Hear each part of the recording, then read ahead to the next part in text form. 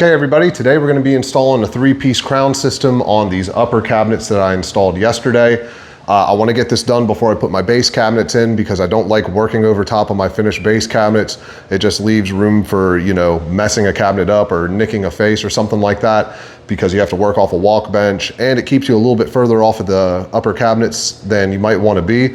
You have to attach a lot of this stuff from underneath, and it's nice to be able to get up close to it, and when you're working around stuff that's obstructing your way, it's just a little more difficult. So while all the upper doors are off and the lowers aren't in my way, I'm gonna go ahead and put this 3-piece system in.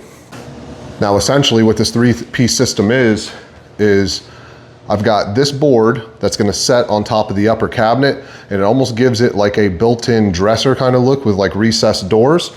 It's really nice. It's also getting a light rail at the bottom, so it'll truly build in all those doors. And then we've got this riser that sits on top of that. And very last at the top of the cabinet, you'll have the crown that takes you all the way up to the ceiling. So it's actually more like 4 pieces, because the very first thing that I'm gonna have to do is rip down a tiny board and attach it to that first piece that I showed you. So when you screw this down to the cabinet, you're gonna go up from underneath because you're not gonna have enough room to get a drill in, attach this board to the cabinet face, and then you have to have a board in the back mounted right here. And what I like to do is just rip a little 3/4 inch piece of scrap board, and I'll put it on before I install it to my cabinet. And then you just bump your riser board right into that, and it gives you something to pin nail to, maybe even throw a little bead of glue on it if you want to. So that's the very first thing that I'm gonna do this morning. I'm gonna go ahead and prep some of those scraps together and get some rips made so that I can just flow and get this thing put together. I'll actually put all those pieces on this piece first and then cut it into place. So I already have all my furring strips on it, and I'm gonna show you guys the full start to finish process of installing this 3-piece crown system and getting it built to your ceiling. We're looking at scattered thunderstorms here all day, so I've got myself a nice little tent set up, and we're also looking at like 105-degree heat index, so a little bit of shade while I'm working. First thing that I'm going to do is I'm gonna make some rips off of this 1x6. I need those little scabs that I was talking about putting on the back of that first piece of trim for my 3-piece system. So I'm just gonna measure to my blade, 3/4 of an inch. And I'm gonna make a bunch of rips right now for those little pieces.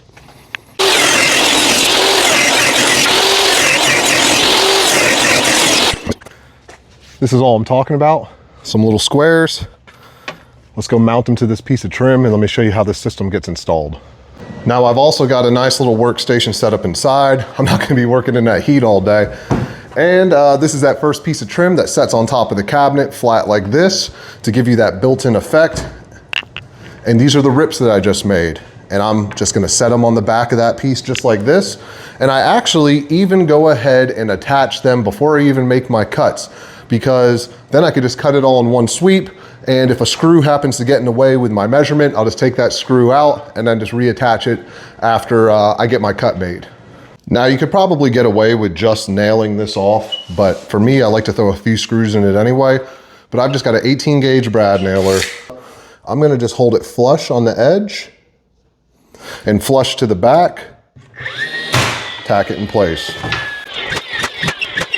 Now what we've done is when we attach this to the top of the cabinet, which is gonna be screwed from underneath, this board can easily sit in here now, and we have something to attach it to. And what I'm saying with the nails is I like to actually put some screws in it too. I do, because I've found that when you're trying to work this and nail this in, sometimes those little brad nails just aren't quite enough. So I'll pre-drill, and you don't have to go crazy, but just like maybe every 12 inches, 16 inches, I'm gonna throw a screw in it. And then I've got a second drill set up that I'll just countersink those holes so that the screw doesn't split the wood when I drive it. And what that countersinking bit did, if you look closely, it has just made that little recessed hole right there for the screw head to fit into. And then I've just got some fine thread 1¼ inch screws that I'm going to put into the holes that I just drilled. And that's one of our first pieces prepped. And I'm confident now when I go to put my riser on, it's going to be able to hold firm to what I just built. My lighting's not the best right here, but you'll get a better view. Make sure that beveled edge is towards the front of the piece that you're installing. That's what trims out and finishes the cabinet. I'm gonna go ahead and prep all of these really quickly, and then we'll go ahead and start cutting them and putting them on the cabinets. Let me show you guys what I've done here. So I've made my miter, and I tried to make my miter so it lines perfectly up with my filler to the right. I sat that whole piece up there. I didn't do it with a tape measure because it doesn't always sit perfectly on that cabinet. So I clamped it in place and then made a mark. And then I made a miter on the other end where it perfectly meets with the face frame. Now, if you look in the back over here, I've mounted a board right there because with your side piece, there's no good place to attach this molding when you set it up there, and there's no good place to mount your riser either to get a good connection. Here's my return right here. I cut it with that board already attached. And then this will bump into that little Band-Aid I put on the inside, and we'll line up our miters, glue it, and I like to use a pin nail because the pin nails hide the best. A brad nail's too big. Even with a fill stick, you can see the indentions. A 23 gauge nailer is perfect for this. So I'm gonna go ahead, throw a little bit of glue on it, hit it with the pin nailer, and then this part will be done. And then all we have to do is attach this main front piece to the face frame of the cabinet. We're gonna drill from underneath and use a trim head screw to go up into that with the pump clamps, making sure that it's tight the whole way across. Set it in place. Oh, got a drip. Clean that up. Make sure that my miter's as good as I can get it. If I have to, I'll loosen the clamp. So I'm gonna shoot one straight into the end right here. And these pins with the glue hold better than you could imagine. They really hold well. But I'll go ahead and put one more in the front just to kind of cross nail it. You can barely see those holes. I love the pin nailer. But up here, you're not gonna see where it's attached to this little Band-Aid I put up top. So let's hit that with the 18 gauge brad. And another thing I like is, remember I put those pieces on first. On this board, I can actually put a couple nails in that too. It's glued as well. And it'll just help hold this corner even better. So now we've got our first piece of trim up. And I have to just carry this around the entire upper cabinets. I'll show you connecting it to the face frame really quick, and then I'm gonna go ahead and fly through all this and we'll jump to the riser boards. Now we're gonna attach this trim piece to the face frame of the cabinet. I've got my drills and my screws set up here. And I'm gonna move the pump clamps to where I want them so that I can get the screws where I want them. And basically what I'm doing for judging how many screws, I wanna use as little screws as possible. So I just judge off of the top of the cabinet. If I see a gap, that's probably where I'll choose to put my screw. If I got a cabinet that's a little bit more warped than another, I might put another screw in it. This one looks like it's sitting pretty flat. So I'm just gonna pop my pump clamp over enough that I can get my drill in. Make sure everything has stayed true. Feeling for flushness in the back because that top piece is flush with the face frame in the back. And then I'm gonna pre-drill up into that. It'll help to have your clamp as close to the drill as possible to hold it tight. You don't want to end up getting some of that sawdust in between the joint because you'll have to take the piece off to clean it out. So as I work this entire top row, I'm just going to shift my pump clamps over as I go. Now I've just got a trim head screw, the same kind of screws I attach my cabinets with.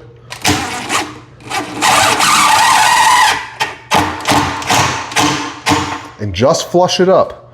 You don't want to sink it deep and make like an ugly hole. I've got it so it's just flush. You can barely even see it's there. When you're pre-drilling, make sure the chuck of your drill doesn't touch the wood. It'll scratch the paint, and you have to patch it or make it look good with something, and we don't want that. We're trying to make this as clean as possible where you don't notice where it's attached.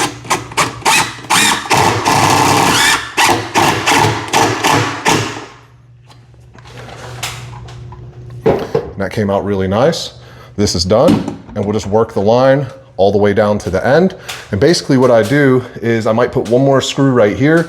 I'm gonna leave that end open until I get my next piece up because I don't want my miter might be sitting just a little bit. I might need to cheat it 1/8 of an inch forward or backwards to make the miter close up. So I don't wanna go too crazy screwing it in where I don't have any movement or play in this piece of trim that I just put up. It's all up, guys. And if you look, I also added a piece of scribe molding right under the cabinet right here. But I carried it all the way across. I haven't prepped anything at all. So those are just my miters. The seam's right there. You can barely see it, but it's there. Outside corner, a little piece of scribe here also to the wall. So now we're on to the next phase. We're gonna put the riser board up to the ceiling. Now with all of my trim that I just put up there for that first piece, I did a true 45 because you can see on the bottoms the reveal of that seam. But on the next riser piece, it's gonna be sitting on top of that, so you're not gonna see it. And what I'm getting at is, I cut all those miters a half a degree over square, so 45.5 degrees, maybe even 46 degrees, depending on what you're working with, so that when you get your outside corners put together, you get a crisp, tight corner every single time, and you can't see underneath where it might be open to the back a little bit because it's hidden by the piece that's there. So my recommendation would be to start with a half a degree. You can always cut more, you can't add it back. So start with a half a degree for your riser board, cut it at 45.5 degrees, put a nice bead of glue in there, pin nail it up. I do it at the very bottom and at the very top where you're not gonna see it, where it's hidden by the crown. You wanna hide as many nails as possible. And then we're just gonna go along this entire top and install it. But I'll share it with you guys. I'm gonna make my first couple cuts. I'll be right back and we'll throw them in. Every piece that's up here is just sitting up there right now. I haven't committed to anything yet. I was just dry fitting it in. I've got a little scrap in the corner right there, making sure that my inside corner is tight the way I want it. I can now look at this and my miters are perfect. Go ahead and grab my pin nailer. And the very first thing that I'm gonna do, because what's most important, is that these miters go together good. So I'm just gonna carefully now get this piece out, put some glue on it, and I'm just gonna pin these corners together first. In the top first, that'll be hidden by the crown. Pin nail on the bottom, but I'll go low enough that it's gonna be hidden by the reveal of that top piece we just installed. To make sure it doesn't fall off, I'll go ahead and just tack one over here in the corner. And now we're sitting pretty good. It looks good, the miter looks clean. I'll go ahead and get my next piece cut in before I nail this one off. Might need a little bit of play. And then we just got to put crown on it, and that's it. So this is really one of the hardest parts to do, is getting this first piece on. The riser is pretty easy, and then there's the crown molding. So if you're intimidated by a crown, I understand. There's a lot of carpenters I know that won't even touch crown, but it's not rocket science. You can get it done. You got to take your time. And when you're working with kitchen cabinets, I would recommend not committing to a whole lot of cuts until you test your miters out on the cabinets. So maybe start with like the smallest section first to ensure yourself that you've got the right degree, that you've got your crown set on the right angle. And you got to check, because a lot of this crown's directional, like this cove crown, there's a thinner face format, which I'll show you in a little bit. That's gonna go down to what you're nailing, and then there's a thicker piece, and that's what goes up to the ceiling. So you have to make sure that you're cutting the same piece of the crown every single time. It's very easy when it looks the same from the naked eye to accidentally flip the crown the wrong direction and end up with some problems. But I'm looking over here at my miter. My miter looks really good, so I'm gonna go ahead and commit one more nail just to hold this thing from falling. I don't have really any extra material, so I'm not trying to risk this thing falling down and having to redo anything. And I'm gonna go ahead and just cut all this in now. And I will go ahead and share one more little trick of mine with you guys that helps me with my trim out. Now, if you're working with a dark wood like I'm working, when you cut these miters, you'll get like a little bit of a light edge where your miter meets. So what I like to do, and it just depends on the color of the cabinet, but in this one, I've just got a black Sharpie, and this is a little trick of mine. I just very lightly color the edge of this, and all I'm trying to do is get rid of that little light mark from the miter that you just made. Because sometimes, even with a perfect miter, you'll kind of see it a little bit. And I also have color matching pens and paints too, but I found that the Sharpie like soaks in good for this and you can't see it. So all I did was I just kind of, if you can see, I just kind of colored that edge a little bit where that miter is gonna go together. And it really helps when you put these together in hiding that little lightness that might pop and catch your eye when those miters go together. Now the part that everyone's been waiting for, the crown molding. I would say to go ahead and make a small piece cut first if you have a little bit of extra materials when you get your crown set up right, and cut it and make sure that your miter goes together well, hold it on a corner, and just check it and see that it's sitting right. Now I use some crown stops on my saw, which I'll share with you in a minute, but I've cut my first 2 pieces. I've already put my crown stops in because I wanted to make sure that everything was dialed in for my crown. I've got to get this thing turning and burning. But I'm gonna show you guys how I install this. So I got my first 2 pieces cut. We're gonna go over there onto my little work table and I'm gonna pin those together before I put them up. Just so you guys can see, this is the box for the crown stops. Just some DeWalt miter saw crown stops. They screw to the sides of the fence, the sides of the deck of the miter saw, and they hold the crown true every single time once you have it set where it needs to be. But here's my first 2 cuts. I did the same thing I did when I installed my other trim. You can see I just hit it with a little bit of a Sharpie on the end to cover up that raw edge. It just helps when you're putting stuff together. And what we're gonna do is on this work table, upside down, we're gonna hold these 2 miters together. Let's check them first. I haven't even checked them yet. My miters look really good. So what I'm gonna do is I'm gonna throw some glue in that joint and I'm gonna pin it together right here on this table, and then we'll lift it up in one piece and install it on the cabinet. And a ton of glue on it, but I am putting it on either side and just kind of spreading it out with my finger so that when it goes together, it grabs good. Put one right here.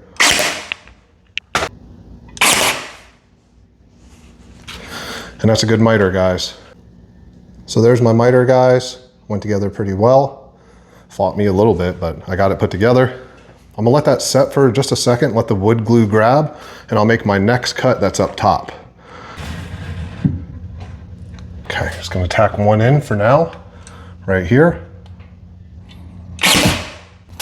I'm not gonna shoot that end because we might need a little adjustment.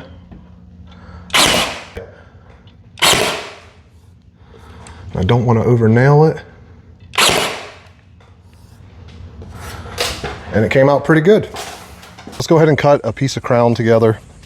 So if you look at the profile of your crown, they're actually different from top to bottom. See that this end is a little bit longer than this end. I always put the longest part to the bottom. Now when you're cutting crown, you're cutting it upside down and backwards. So you need to double check and make sure you're going to the right direction when you do this. Gives you a perfect miter every single time. I'll go ahead and show you guys the next piece that's going to be cut. Now I hold my crown right in place and mark it when I can. That's what I've been doing in here. I try to eliminate any room for error as much as possible. Now I won't be able to do that for every single cut, but I try to do it as much as I can. So flat against the deck, flat against the fence, and then take your time. I like to work into my line. I don't go straight to it. I get close as I can by eye, and then I'll slide it.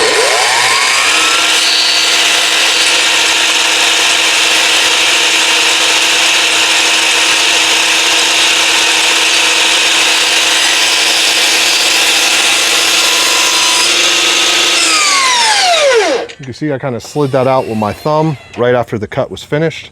That was just to make sure that the blade didn't bite it on the way back up. And the only thing that I'm going to do before I commit to building to my box is I want to hold my piece of crown up where it's going, and I just rub my finger on it. I'll take a look, and that cut has to be flush with the outside edge. If it's a little bit past with your cabinet, then you're gonna have whatever it's past here, you're gonna carry all the way to the wall where it meets your riser, and you'll have a gap.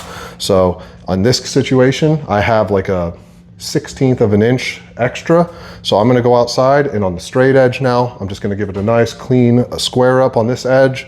I'll dry fit it one more time, and then I'll nail it together just like I did the other side. We'll put this piece in, and then we're gonna run a full piece of crown this way, and we just have to piece one more in for the seam. So there is a seam in this crown. fingers crossed. Let's hope we get it right first try.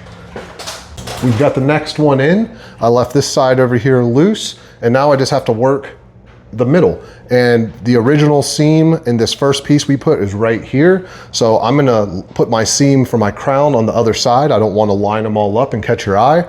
So also I noticed that there's a little bit of shadow over there, and I wanna use the shadow to my advantage to where it will help hide it even more. So I always think about that when I'm putting it in. I have a light really close right here. I wouldn't want the seam on the crown right there because it might catch your eye a little more. So we're trying to hide things as best as we can, make it look as good as we can. My cuts are gonna hopefully be really good, but in the case that it doesn't go together perfectly, or just, you know, it's a seam. So at the end of the day, it's gonna catch your eye. We don't want it right in the bright light. We wanna kind of hide it where we can. Come on, baby. Tack right here. Okay, it's all up. I wanted to give you guys a full tutorial on how to do your 3-piece crown. Like I said, this is really like a 4-piece because it takes 4 pieces to make it happen, but that's how I go about doing it. I unfortunately have to do this other side before I go right here above the refrigerator, but I did the hard spot first that had to have the seam. So that's how you install a 3-piece system on your cabinets. So the doors are ready to go back on at this point. I'll probably do that at the end of the day after I tackle this other little section if there's enough time. If you guys learned something, drop me a like, subscribe to my channel. I'll be doing a bunch of different tutorials and how-to videos. This is a start to finish series on this total kitchen transformation, from the demo to the tile install, crack isolation membrane, electrical rough-in, painting, cabinet assembly, crown install, and then we'll have a bunch of other little stuff too. So I'll have the total process, the total finish, and a start to finish video at the end. So thanks for watching, guys. I'll catch you on the next one.